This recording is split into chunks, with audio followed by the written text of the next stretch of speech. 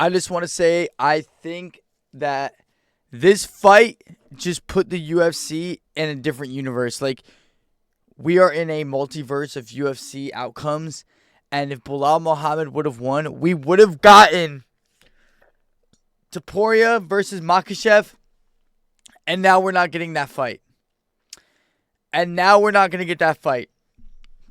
I feel like Jack Della Maddalena has just opened a wormhole in the UFC, and Belal Muhammad, why didn't you take this man down? First of all, congratulations to Jack Della Maddalena. Jacob or whatever his real name is. What a fight, bro. That was, this card, 315, banger of a fight. Canada, you're welcome, dog. That was such a great fight. But the co-main and the main event were beautiful. I do think that Jose Aldo got robbed 1,000%. I think he won the first and the second, and he won like 40% of the third round. I know he stopped the guy. My nose is so itchy, bro. I know he stopped, like, the fight ended with him on his back getting bloodied up and everything. I understand that, but that man, he literally kicked Alem Zahabi in the, soul, and for some reason he survived. But Jose Aldo, I definitely gave him 1, 2, and you give third to Zahabi. I understand why, but I definitely thought Jose Aldo did get robbed for that fight. Also, with that Valentina Shevchenko fight, I did have it. DC, I don't understand why he was trying to make it that fight was going to be a split decision. I thought Shevchenko dominated the first. I think, all right, you may be able to give the third to Manon. She can get the second and the third, whatever. But you could arguably give the third to Valentina. Fourth or fifth were clearly Valentina Shevchenko. I was like, am I watching the same fight? Like, this man was trying to gaslight me into thinking that Shevchenko wasn't going to win the fight. First of all, I don't understand how she was a plus 110 underdog.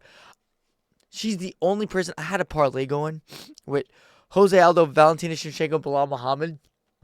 I don't know how Shevchenko is the only one. Don't worry, dog. I did a separate bet with just Shevchenko, but I don't understand how Shevchenko is the only one out of them that won their fight. But that Belal Muhammad, Jack Della Maddalena fight was crazy, bro. From the start, JDM looks smooth. This man's entering flow state. He's doing great. And Belal's like, I'm just going to block his punches with my face and my beard. Bro, Belal looked nervous after the first kick. He just looked off. He normally doesn't get tired. He didn't look good. I feel like Islam was like, brother, listen, brother. I need to be welterweight champion, brother. Please lose this fight. Like, that was a good Belal, but his game plan made no sense, especially after the first round, bro. After the first round, if you were getting pieced up like that, you are one of the best wrestlers in the division. Why? I don't get it, bro. Why? Why would you do that? Like, that doesn't make any sense. It doesn't make any sense, bro. He should have incorporated the takedowns more. I know that Jack was hard to take down, but you saw him Belal when he was holding him against the fence.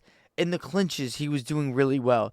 Even that, like, level change, tiring Jack out. Like, Belal was fighting better in the fourth. I gave the fourth and fifth to Belal because he was then starting to switch it up. I feel like he was trying to prove something, but at the end of the day, dog, you don't have to prove anything. You're the champion of the world for a reason. Like, come on, bro. He was doing well, but JDM that man was flowing. Bro, I think it was the end of the second round. Belal tried to do like a spinning back fist. It was either the second or the third round. And JDM did a spinning back fist, a spinning back kick, and then another spinning back kick. And I was like, yo, what just happened, bro? Like, this man is crushing it. But Belal did do a good job of messing up the flow and everything, JDM, while he incorporated the takedowns. I just don't understand why their game plan was to do it so late. I was kind of thinking of when Izzy fought what's his face? Oh my god. They fought at 205 and then Yuri was like Polish Power. Oh no. Jan Blachowicz, whatever, Blachowicz. When Jan was like, yo, I'm gonna stand with him the first 2 rounds, and then third round you saw him incorporate a little like takedowns and clinch work, and then fourth and fifth he just held Izzy and he goes, what are you gonna do, little boy? Like, what are you gonna do, dog? So I don't know, bro. I thought Belal Muhammad was going to be a problem in this division for a long time. I know Kamaru Usman's so happy. Oh, yo, Kamaru Usman is about to drop that podcast video, bro. He's like, yeah, he's gonna name it interviewing the ex-champ at a petty, bro. And then Bilal's gonna be like, bro. Focus on Joaquin Buckley. This does mix up everything. This mixes up the lightweight division. This mixes up the welterweight division. Like, now we're probably gonna get Charles Oliveira versus Ilia Topuria for International Fight Week. Islam did say that he is not going to give up his title. What I can see happening is Jack's gonna have to take a while off. I could see Islam fighting Topuria, and because he said he doesn't want to vacate his title. So if he fights Topuria and at the end of the year, him and JDM have a fight, bro, Islam back-to-back super fights, I don't see why that can't be an option, bro. That does make sense. I think you do Shavkat versus Sean Brady, and then we just have Ian Gary just floating around. I get it. He was back up. He does feel like he deserves a title shot after this. Yo, I am so tired, dog. I don't know why. But I don't think Ian Gary should get a title shot next. I think the best thing to do for the welterweight division, if Islam is going to get the next title fight, is JDM Islam, Sean Brady Shavkat, and then Ian Gary, the winner of Joaquin Buckley and what's his face? Kamaru Usman. I feel like that's the most fairest thing to do.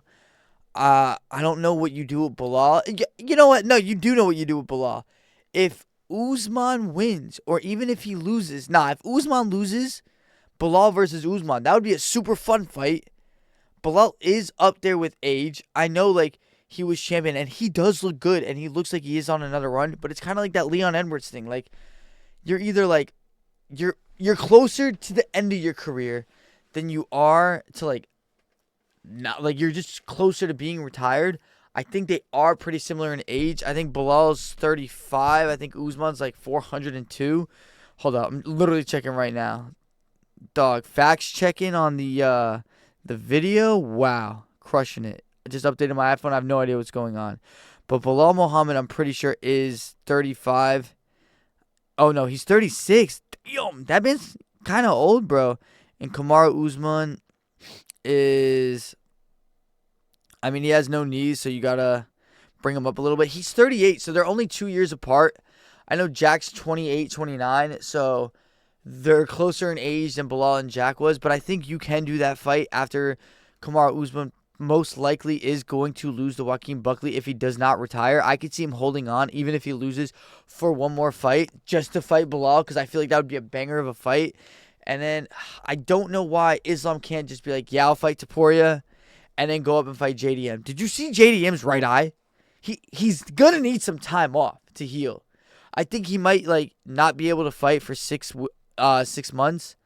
And I feel like if it would just make sense for Islam to fight JDM at the end of the year. He could still get a fight in for International Fight Week. Islam, please, bro. I heard he's in camp.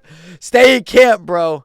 But what a fight by JDM. I was not expecting that at all. I was literally thinking that it was kind of going to be like when Alexander Volkanovski fought Yair Rodriguez.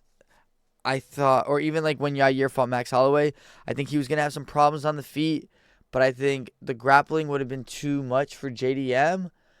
Bro, Belal is strong. And JDM just looked like a monster out there. But Belal did look off today, if I'm being 100%. He did look like he didn't have the greatest game plan. It's kind of weird because you see Henry Cejudo, you see Belal Muhammad, you see Kamaru Usman, you see all these people are crazy good at wrestling, that can just rely on their wrestling, and for some reason they do not do it. But then you see like Habib, and he's like, I don't need to know how to throw a jab. I don't need to know how to do a spinning back fist if I could just destroy you in wrestling. So why am I going to go out of my weakest thing just to please people? And like Bilal's like that Belal fight was definitely more exciting than any other, like any Habib fight I've ever seen. And we all praise Habib. Like, dog, we all glaze Habib, so like let's not pretend we do or we don't. So I don't know. Sometimes I think just to prove something to yourself, even if you, I think Belal could have had a better game plan. He was just like, yeah, this guy's nasty at taking striking. I'm just gonna strike with them. Brother, you are the champion. You are the champion for a reason. He did not look the same he did in that Leon Edwards fight. I think if that version of Belal would have fought JDM, I think he would have easily won. But shout out to JDM, bruh. You did it, dog. You did it, bro. Aussie's on top. I ain't an Australian, but like and subscribe, please. Yo, I've been sniffly all day. Have a great night.